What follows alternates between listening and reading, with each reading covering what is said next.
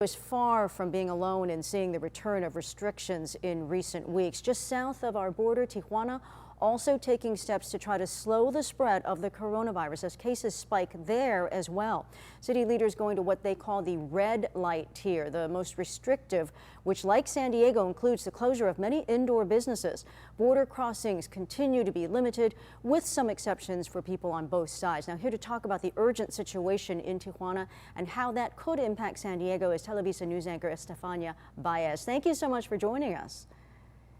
Thanks for the invite, Virginia. How are you? Hope it's all good with you and your family. Oh, thank you so much for asking. We're all doing our best here, as I know you are. And, you know, we feel for the folks down there. And one of the things we're hearing is that a lot of workers are going to work even when they don't feel well because they desperately need the money, only to test positive for COVID later.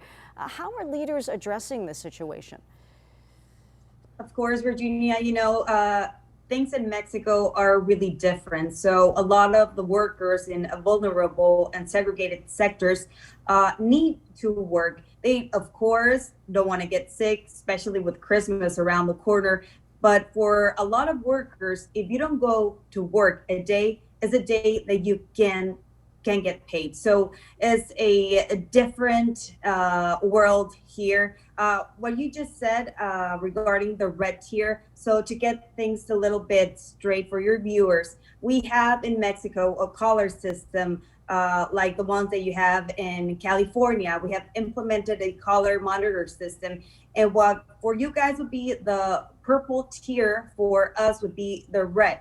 What means the capacity at hospitals are at its fullest, and it also means that everything has to remain closed, including schools, gyms, spas, museums, pools, movies, theaters, churches, and amusement parks. Restaurants are only working at a 25% capacity and only for takeout, as well as barbershops and nail salons only at a limited capacity. It's not the first time we've been in red. In June, we were also on red. But what is the difference?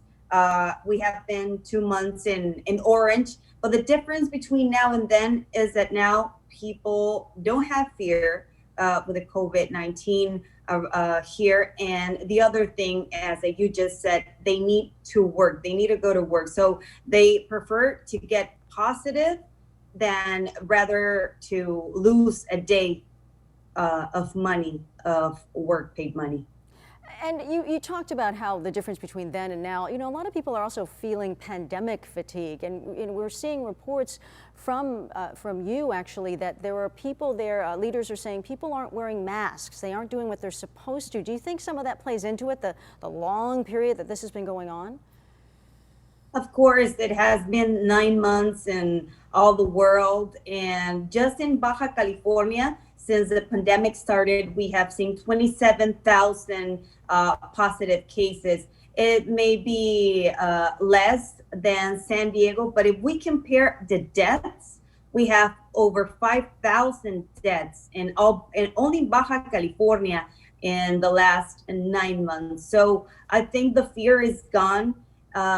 They don't even want to get vaccinated. We have heard in several places that people are afraid and they don't trust even the authorities. And an important thing, just to compare the states where you have COVID tests in every corner and they are free. Here in Mexico, only 2 to 4 labs are able to provide this COVID test, and they are around $120. So the general worker is not able to afford COVID test when the employer are asking for one. Wow, all those things contributing to what's happening there. Estephania Baez, Televisa anchor, thank you so much for shedding some light, and hopefully with the vaccine, things will start to look better the beginning of next year. Thank you again.